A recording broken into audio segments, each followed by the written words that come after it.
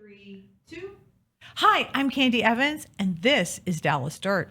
Today, my very special guests are this fabulous real estate duo who specialize in Las Colinas and Irving, but also in Dallas. I'm welcoming Britt and Zach of the Ewers team. Now, this is Britt Ewers and Zach Ewers team, correct? Correct, in Dallas. And they are dynamo real estate agents. I mean, they're absolutely killing it. So we're going to talk to them about real estate, how they're killing it, why they're killing it, and how they do it, basically. So you can get a little information to maybe take a few tidbits home on success. Welcome to the show. Thank you. Yeah, we're very excited to be here. Yes. Well, obviously, Irving and Las Colinas was a pasture at one time, a cow pasture, and you guys started there. Your background has been real estate forever, correct? Yes, Yeah. I've been in real estate since I was in college. So actually right at 20 years is when I got my first assistant job in real estate, and then I've been a broker for the past 14 years. Oh, that's right. And Zach, you were in medical sales, yes? Yes. And then during COVID, you switched over and kind of decided to be a married couple and also married at work, yes? Yes. Yes. We literally do everything together now. And you handle transactions.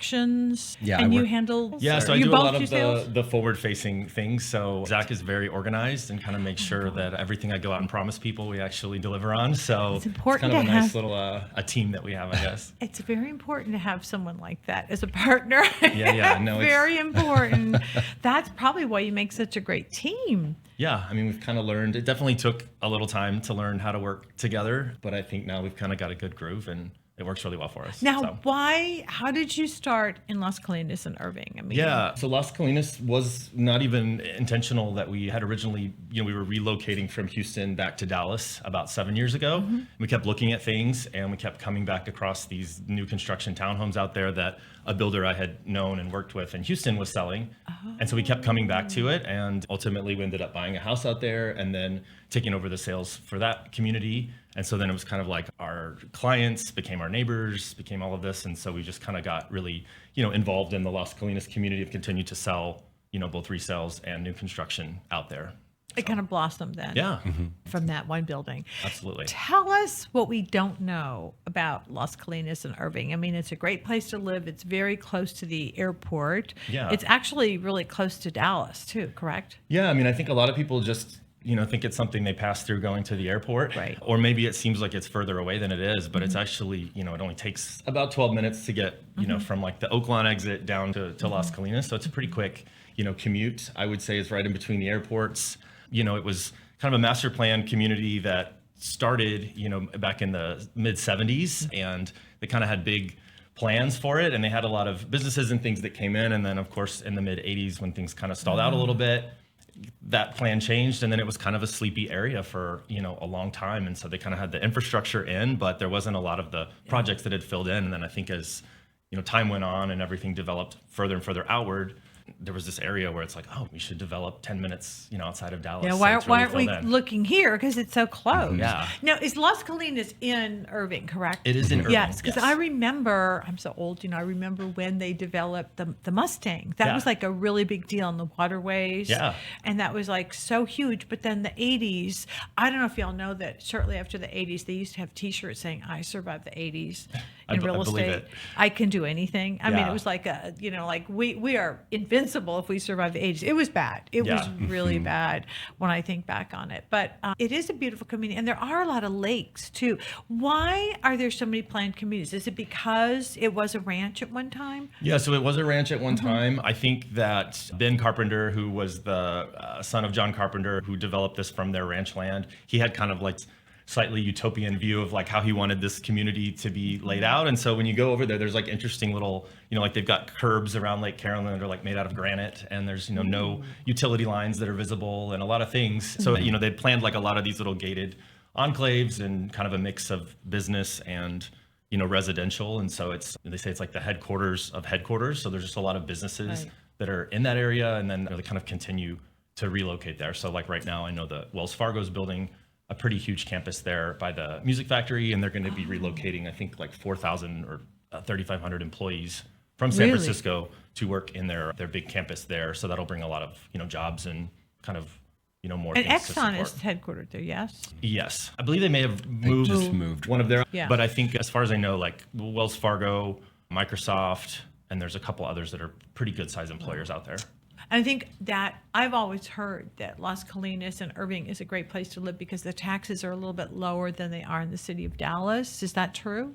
Property taxes? For the most part, I would say they're pretty comparable. There are some additional taxes like in the Lake Carolyn, Las Colinas area, but most of the businesses kind of subsidize that. So you get a residential abatement. So they end up about the same, but you do get a lot of like, with the Las Colinas area, you've got the 24-hour patrol and a lot of different things that kind of make that area kind of stay really nice and feel Security. good. Yeah. Yes, that's good because that's what a lot of buyers are looking for is security. And again, the proximity with the growth of Fort Worth and the mid-cities and everything north of Dallas, I think that Irving and Las Colinas is just in a perfect geographical location. Yeah. Absolutely. And of course, DFW Airport. Yeah, I mean, it's a very easy, a lot of our buyers and clients who are moving out there, they tend to either travel a lot or, we have a lot of people that work with the airlines and things like that. And so it is super convenient for them. I don't know. This is a side note, but Dr. Phil is doing a new show here and he's doing it in Roanoke. And he said that he thinks it's easier and better to be in Dallas because it's easier to get guests in than it is at LA on the coast. Because, anyone coming from the East Coast to LA is 4 or 5 hours. Yeah. And here it's a couple of hours and you're here. It's either way. So we're so centrally located. It's really wonderful. Well, I love that you guys really did so well in Las Colinas and Irving, but I understand you're all now in one of my favorite places and one of my favorite real estate stores, the medical district, because when we came here in the 80s, there was nothing there, and I remember looking for a place to rent, because my husband was going to be a resident, and it was like, where are we going to live? Yeah. There was nothing there. And it was, I do remember the fun little restaurants, the dives that we all used to go to and hang out in, but it has just transformed. Yeah.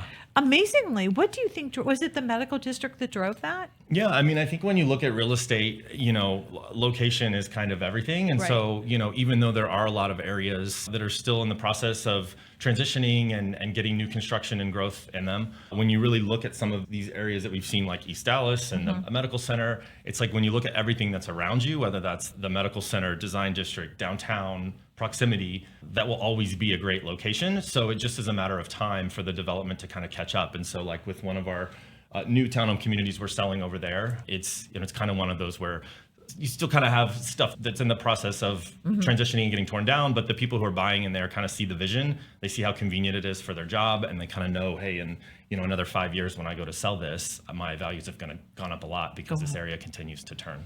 So tell us about this new townhome. Where is it? Yeah, it's very close to like the Market Diner off of Harry Hines near the Medical Center intersection, just kind of back there off of Hawthorne.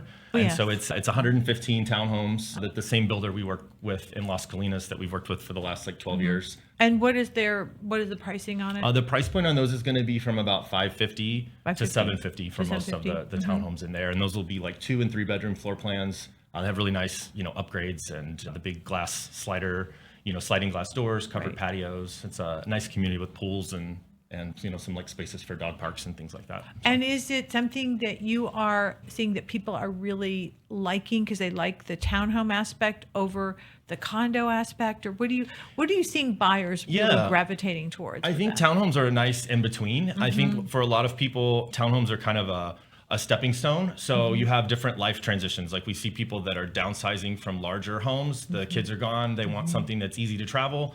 That appeals to them. You see a lot of people, especially by the medical center, that are buying their first place. It's close to work. Right. They may keep it as an investment property later when they move up to another house and need something bigger. Yeah. So you kind of have those in between. I think when you start looking at price point and you look at like a single family home in the area versus what you can get with a townhome, you can get the newer features, nicer finishes, kind of a space you want to live in a little more. So I think it's popular in that regard, but yet the HOAs are low and you don't have some of the same things that you might have with like more of a condo building. A condo, you're responsible for everything collectively. Exactly.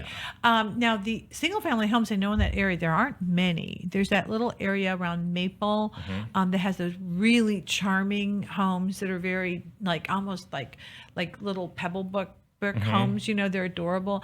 And then I think there's been some new construction there as well, which we see everywhere. But the proliferation of most of the building in the medical district has literally been just clearing a warehouse or clearing something, something that was just there, and like really not producing much and not very pretty. Yeah. And then they've just built these buildings. So I would imagine it's been a developer's dream. Is that what you're finding? I mean, I think so. The developer that we primarily work a lot with, I mean, he is based out of Houston and has a history of kind of coming in and buying up a lot of land, long time ago or over time, and then sort of creates these, areas. And a lot of times he is one of the first people maybe that's doing a project like that. And then, most of those, you see it later and it's like they've filled in and it turns out to be like a really good thing. So they've got more projects that are coming up. We've got some in the Bishop Arts area, kind of at the edge of Kessler. They got some stuff in the Cedars. So there's definitely more stuff coming over the next couple of years with this particular builder and hopefully us as well. So.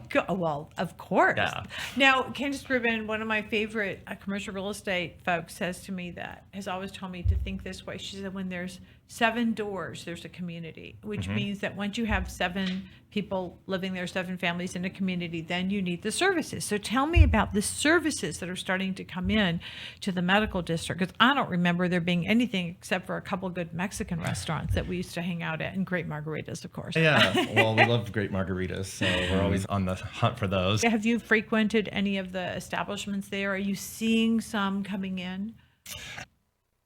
There are some where Cedar Branch is. I mean, they're still coming in, but I mean, even just like right around the corner, it's like there's a new Starbucks and a new Panera and a new there's new things coming in. Because on Mockingbird, south of Love Field, there's a big shopping center that I remember. What that's kind of new. Yeah, that whole area there, like where the Aloft and a couple of the things are. I mean, there's definitely hotels, restaurants. Yeah. And you've got, even with where we're at, it's very easy to get to like the Whole Foods. It's very easy to get to grocery store shops or just to kind of jump on and be in the uptown, downtown area. That's the thing. I mean, you just got run over. Is it Maple? Or and you can go down like Cedar Maple Springs. Or even just like Harry Hines will take you, just a couple minutes, and it's like. And you've got the great stores and restaurants and stuff there. That's true. Yeah. That is very close to uptown. Right. Now, what about going back to Las Colinas? Yeah. I meant to ask you that as well. The amenities there, that's one thing that, people, I hear when residents are looking for homes in the suburbs, they go, oh, but we won't have, the restaurants, and we don't have the great nail salons and the shops and all that. So what do they have in Las Colinas?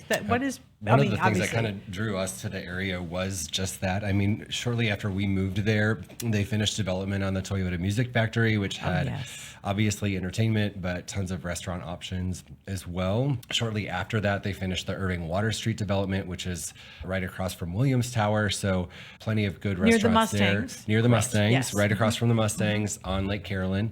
And then beyond that, you've got really good access to trails. So the Campion Trail is there for, running, biking. Lake Carolyn is right there. So if you're a runner or just want to walk with your dog, that's a great option for you. The Levy Event Plaza is right there on Lake Carolyn as well, and they do some pretty cool things there throughout the year. So there's plenty going on. So, we always said what we liked about it is if we want to get into Dallas and, check out some of the restaurants there, it only took us 12 to 15 minutes to get there. But if we wanted to go eat somewhere great for dinner and we didn't want to go very far, we just wanted to be there in a couple of minutes, we had options as well. So yeah, there's plenty. Yeah, I think the Lake Carolyn area is kind of an in-between between like urban and suburban. So, for us, we didn't necessarily ever need to live in the suburbs per se. Nothing wrong with the suburbs. We don't have kids. Right. So it's kind of one of those. But at the same time, schools, it was kind of like you were just removed enough that it was felt a little quiet out there. But at the same time, it was kind of easy to get into anything you want to. And there were some great like restaurants walking distance from like where our community is that we sell.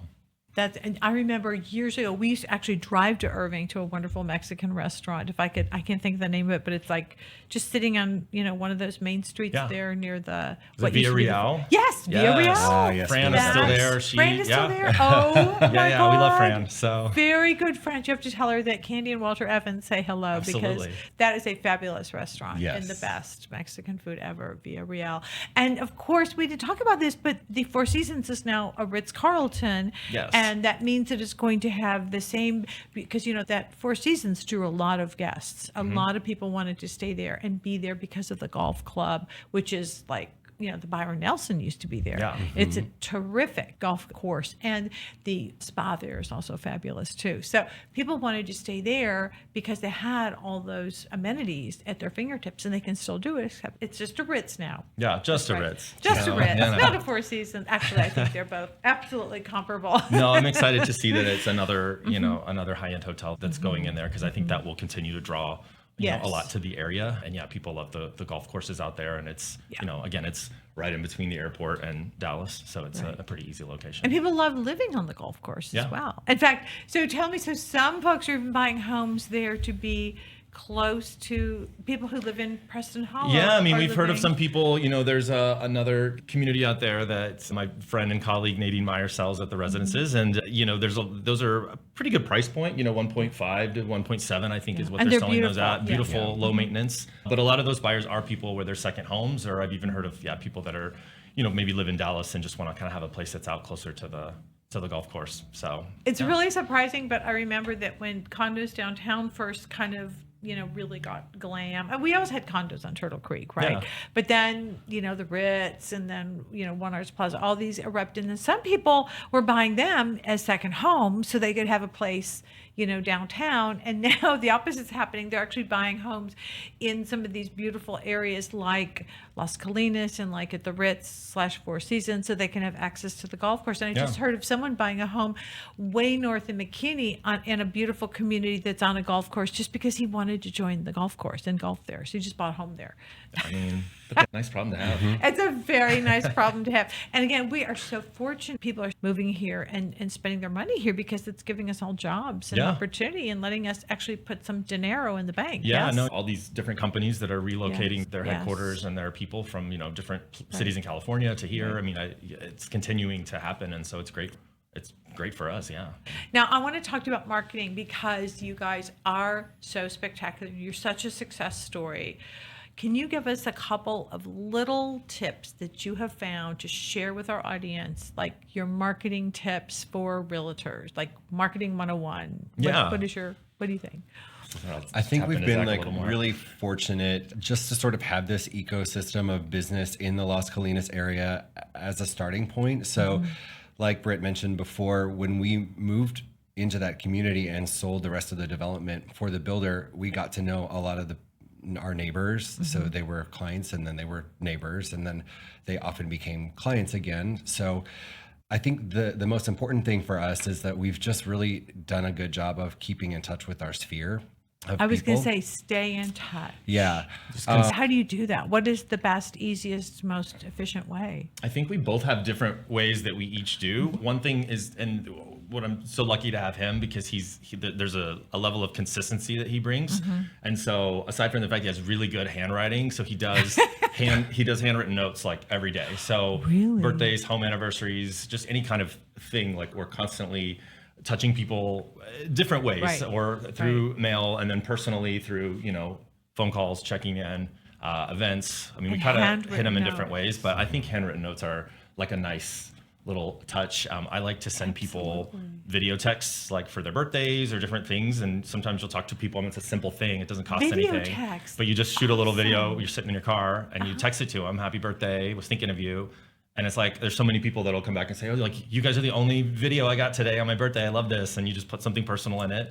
And I think like that real, you know what I mean? I don't think it's anything like, I think people pick up on salesmen, you know what I mean? But I think Yes, just like yeah. focusing on relationships and just being real and having these people like that you connect with, that you like, that are your people, and then they advocate for you and they send you business. So that person is going to think of you next time because they've connected not just through reading something, but visually and audibly Yeah. through the video. That is a brilliant tip. Okay, guys, that is a definite takeaway. I love that. And, the staying in touch with everyone, it's kind of like then it grows because those people you stay in touch with, they tell someone else and they tell someone else.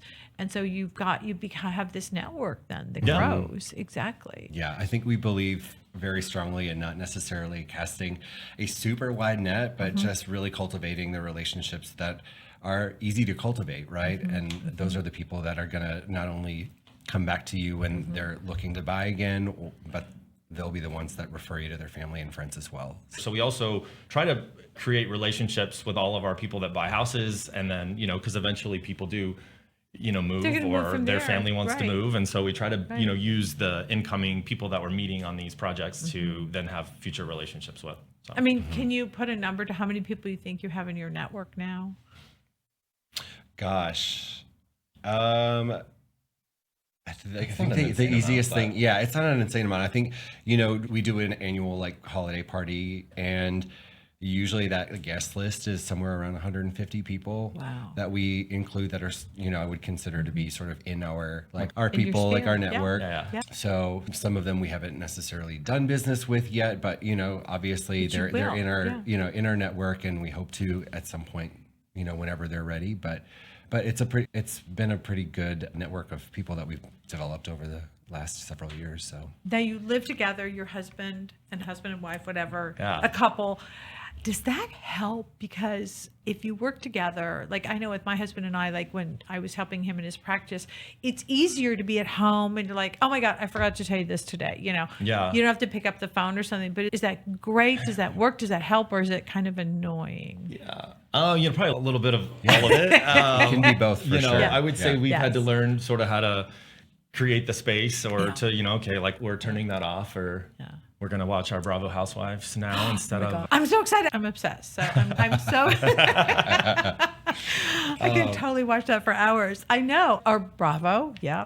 I think for us, though, it works well. I think there's like an authenticity that's kind of come from it, where a lot of our clients and people, it's like they know that we work together. I mean, it just kind of makes things feel kind of a little more organic. I feel like it's easier when we're hosting client events and different things like that, or if we want to go out to dinner with, people that are our clients and friends, it all just kind of mixes together really well. You're both interested. It's not like the one spouse is kind of going, oh, this is great, but you're both into it. Yeah.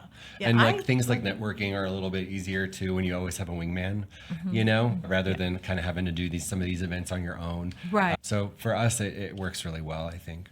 Oh, I'm so glad to hear that, because I think it's a real positive too. I mean, it really, it is working 24/7, but like you guys sound like you have found a way to like say, okay, guess what? We're going to relax now, right? Yeah, no, it's really nice. And we've been, now trying to expand a little bit. And so we brought on our first team member recently. Ooh. And so that's actually been really nice as well, because he's, a really sharp guy. I think he's going to do really well in real estate, but even just kind of having somebody who can like hold down the fort if we want to go out of town every once in a while, it's like nice having that to rely on. And so I think as we continue to try to take on more projects with the builder we're with, we'll probably obviously try to bring on organically kind of more people that align with our, kind of what we're about. So. And tell me what you do in your personal life. I understand that Zach is in the Turtle Creek Corral. Yeah. Oh my God, that's fabulous. Yeah, I just joined this past year, so I just completed my first season with them, but really great organization and a really nice thing to be a part of. That's fabulous. I love singing. I think music is amazing. And you're on the Oak Lawn Committee? Yeah, I just joined that actually. So I live on the street we live on. There's actually a few people in the Oak Lawn Committee, or they're very involved with what's going on all the time. And so one of our neighbors invited us to it, and then I got there and I was like, oh, this is so cool, because it's like all these people talking about what's going on, and you kind of get to see like how the sausage is made a little bit with these like proposals and things from developers. And so it's been great for real estate so far. I'm excited to get into it, but just to kind of know what's going on.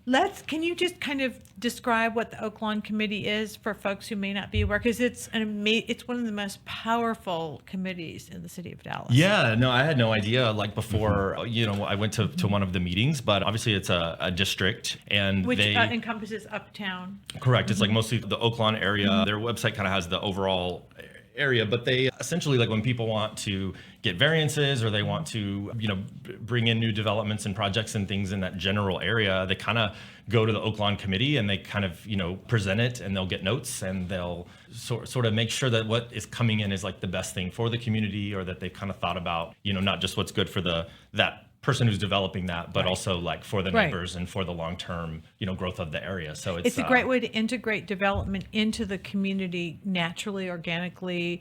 They want growth, but they also don't want it to be disruptive to, Absolutely. And so there's actually it's going to be like a senior living development that's very close to our house where we live. And so that's been a process where the neighbors and the Oak Lawn Committee have gotten involved. And so, where maybe a area with a dumpster and the trucks were going to be coming by, someone's Right. house. It's like now that got moved to Yeah. the other side. And so it definitely is a positive thing. And then we're also getting to know, different realtors and different people in the city council members. And I believe you people. have So to it's live great. in the area to be on. You do. Yes. So yeah, we're just kind of right on the Yeah. edge of the line there. So That we're, is awesome. And we're going to talk some more about that in another yeah. Dallas Dirt program. And I'm going to be talking to you a lot more about that for Candy's Dirt, our wonderful website.